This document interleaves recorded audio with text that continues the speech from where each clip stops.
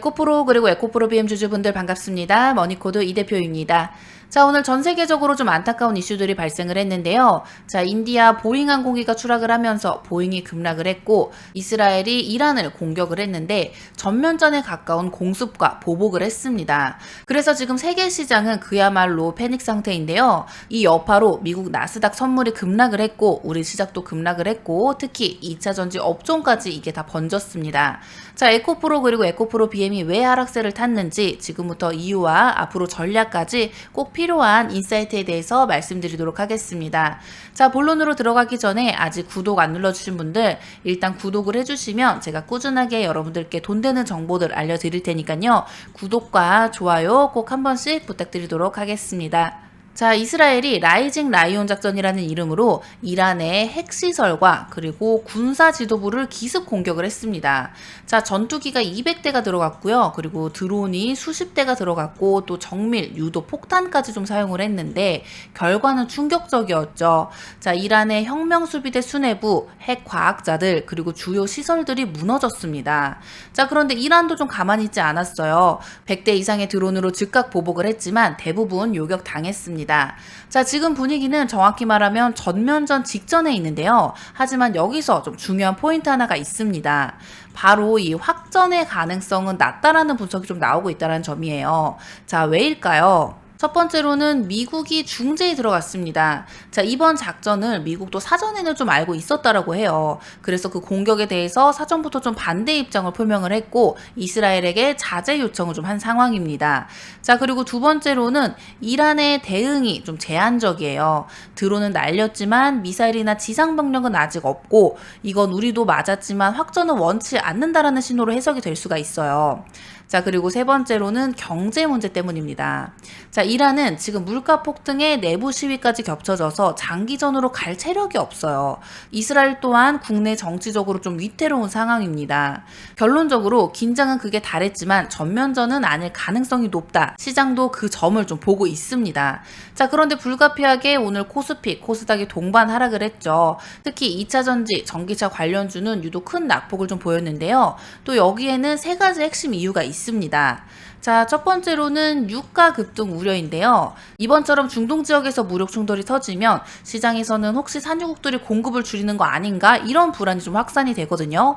이번 이스라엘 이란 충돌 직후에 실제로 WTI 기준 유가가 10% 가까이 급등을 했습니다. 자, 그럼 이게 왜 2차 전지의 약재이냐? 바로 배터리 제조 원가 때문입니다. 자, 배터리 생산에는 이 전기도 많이 들고요. 그리고 금속 운송비, 그리고 공장 가동비, 에너지 비용이 크게 영향을 줘요.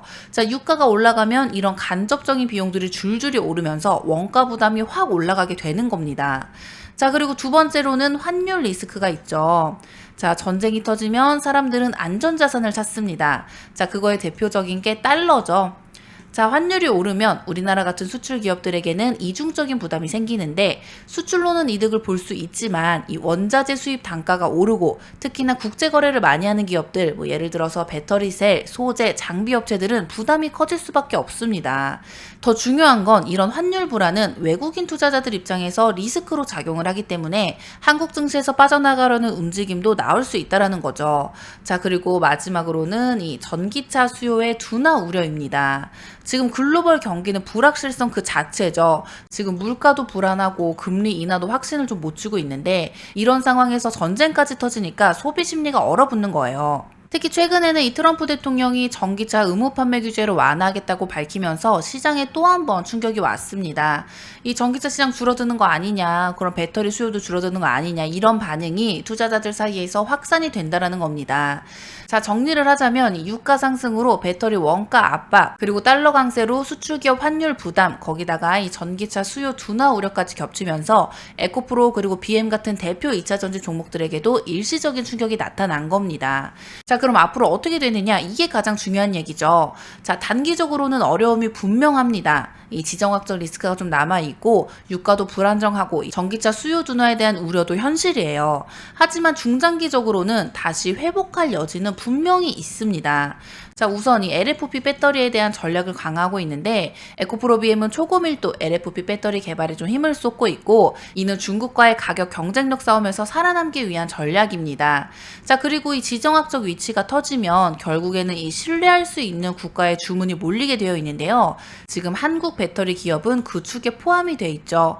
글로벌 공급망 내에서 한국산 선호도가 깔려 있고 또 이미 많은 하락이 나왔기 때문에 이스라엘 이란 충돌이 조기 진정이 된다면 되돌림 반등 트리거가 될 수가 있습니다. 자, 하지만 다음 주까지는 뉴스에 따라서 흔들리는 장이 될 수는 있어요. 물론 이 전쟁이라는 건 언제 들어도 좀 마음이 아프고 무겁지만 우리가 투자자로서 기억을 해야 할 건 지나간 공포에 흔들리지 않고 앞을 내다보는 태도입니다. 지금 정치적으로 외교적으로 좀 긴장을 하고 있고 자산 시장 전반의 불확실성이 퍼지고 있지만 2차 전지는 여전히 좀 살아 있습니다. 자, 물론 극단적인 상황까지 간다면 피해를 볼 수도 있지만 그럴 확률이 좀 낮다라는 거 다시 한번 짚어드리고 에코프로와 에코프로 BM은 조정 후에 다시 기회가 온다라는 거 말씀드리도록 하겠습니다. 자, 오늘은 이스라엘과 이란 충돌이라는 큰 사건을 중심으로 그 여파가 주식시장, 특히 2차 전지 섹터에 어떤 영향을 미쳤는지 정리해봤는데요. 불확실한 시기일수록 더 차분하게 시장을 바라보는 시선이 필요하다고 생각을 합니다. 자, 마지막으로 영상이 도움이 되셨다면 여러분들 구독과 좋아요 꼭 한 번씩 눌러주시고요. 저는 다음 영상에서 더 알찬 내용으로 찾아뵙도록 하겠습니다. 감사합니다.